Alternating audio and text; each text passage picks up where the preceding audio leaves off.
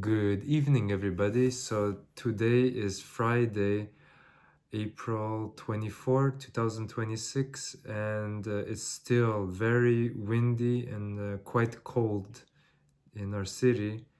And it's only -2, but feels like -12 with the wind. Yeah, the wind chill is really cold here, and it's snowing again. There we go. That's your Alberta weather, yeah. One day is +20, and then next week it's going to be -10. So yeah.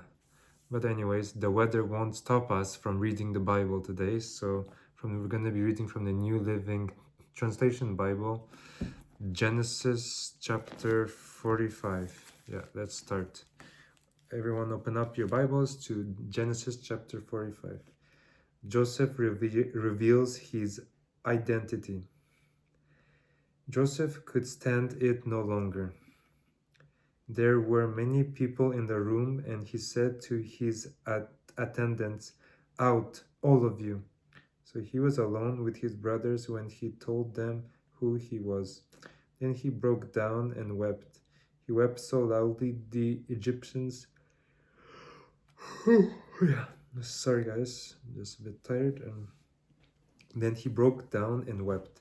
He wept so loudly the Egyptians could hear him, and word of it quickly carried to Pharaoh's palace. "I am Joseph," he said to his brothers. "Is my father still alive?" But his brothers were speechless. They were stunned to realize that Joseph was standing there in front of them. "Please come closer," he said to them. So they came closer, and he said again, "I am Joseph, your brother, whom you sold into slavery in Egypt. But don't be upset and don't be angry with yourselves for selling me to this place. It was God who sent me here ahead of you to preserve your lives. This famine that has ravaged the land for 2 years will last 5 more years, and there will be neither plowing nor harvesting. God has sent me ahead of you to keep you and your families alive and to preserve many survivors.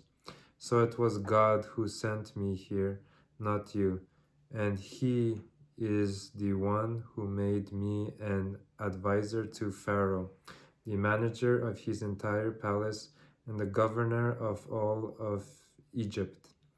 Now hurry back to my father and tell him, this is what your son Joseph says. God has made me master over all the land of Egypt. So come down to me immediately. You can live in the region of Goshen, where you can be near me with all your children and grandchildren, your flocks and herds, and everything you own. I will take care of you there, for there are still 5 years of famine ahead of us. Otherwise, you, your household, and all your animals will starve. Then Joseph added, "Look, you can see for yourselves, and so you can, my brother Benjamin, that I really am Joseph. Go tell my father of my honored position here in Egypt. Describe for him everything you have seen, and then bring my father here quickly." Weeping with joy, he embraced Benjamin, and Benjamin did the same. Then Joseph kissed each of his brothers and wept over them, and after that they began talking freely with him. Pharaoh invites Jacob to Egypt. The news soon reached Pharaoh's palace.